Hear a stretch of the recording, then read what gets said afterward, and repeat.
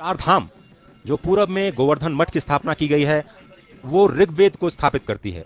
आप समझें कि ये जो चार धर्म दुर्ग आदिशंकर ने स्थापित किए भारत में, वो चार वेदों से संबद्ध हैं। जो पूरब में गोवर्धन मठ बनाया गया वो ऋग्वेद से संबंधित है।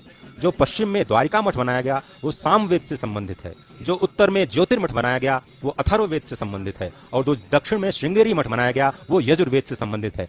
इसके साथ ही जो दशनामी परंपरा सन्यासियों की शुरू की आदिशंकर ने, वो किस तरह से एक संकेत का कार्य करते हैं, कितने बड़े संदेश का कार्य करते हैं, वो भी मैं आपको समझाना चाहता हूं और कोशिश करूंगा कि मैं आपको समझा पाऊं सरल भाषा में। जो पूर्व में गोवर्धन मठ है वहां के जो सन्यासी होते हैं उनको अरण्य और वन कहा जाता है। उन सन्यासियों का जो एक है उपनाम जिसको कहा जाता है वो अरण्य वन है। उन सन्यासियों को ये आदेश प्राप्त था कि वो भारत के अरण्य और वनों की रक्षा करें।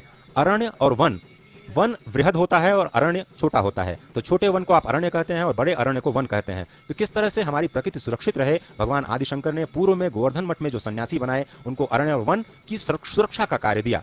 जब वो पश्चिम में गए, सामवेद से संबंधित जो उन्होंने द्वारिका मठ स्थापित किया, वहां पर जो सन्यासी होते हैं वो तीर्थ और आश्रम, यानी जो भारत के तीर्थ हैं उनकी कैसे रक्षा की जाए, जो भारत के आश्रम हैं, जो वर्णाश्रम व्यवस्था है उसकी कैसे रक्षा की जाए, जो गुरुकुल व्यवस्था है उसकी कैसे रक्षा की जाए, उनको ये दायित्व सौंपा गया। जब उत्तर में ज्योतिर्मठ पहुंचे तो वहां के जो सन्यासी होते हैं उनको गिरि, पर्वत और सागर, ये तीन उपनाम दिए जाते हैं। ये भी प्रकृति से संबंध रखते हैं। किस तरह से हम अपने गिरि को बचाएं, किस तरह से हम अपने पर्वत को बचाएं, किस तरह से हम अपने समुद्र और सागर को बचाएं, ये बहुत ही महत्वपूर्ण हो जाता है। दक्षिण में जब हम जाते हैं तो जो सन्यासी परंपरा हमको मिलती है उसमें सरस्वती, भारती और पुरी जो शिक्षण संस्थान है उनको कैसे बचाया जाए। जो उच्च शिक्षण संस्थान है उसमें सरस्वती और जो प्राथमिक शिक्षण संस्थान है उसमें भारती, उनको यह दायित्व दिया गया कि कैसे आप शिक्षण संस्थानों का शोधन करें और उनका रक्षण करें।